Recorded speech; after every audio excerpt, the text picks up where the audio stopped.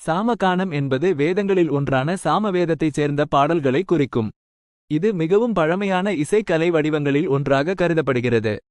சாமகானத்தின் சிறப்புகள். ஆன்மீக முக்கியத்துவம். இது ஆன்மீக சடங்குகள், பூஜைகள் போன்றவற்றில் முக்கிய பங்கு வகிக்கிறது. மனதை அமைதிப்படுத்தும். சாமகானத்தை கேட்பது மனதை அமைதிப்படுத்தி மன அழுத்தத்தை குறைக்கும். ஞானத்தை வழங்கும். சாமவேதத்தில் உள்ள ஞானம் சாமகானம் மூலம் மக்களுக்கு எளிதில் புரியும்படி செய்யப்படுகிறது.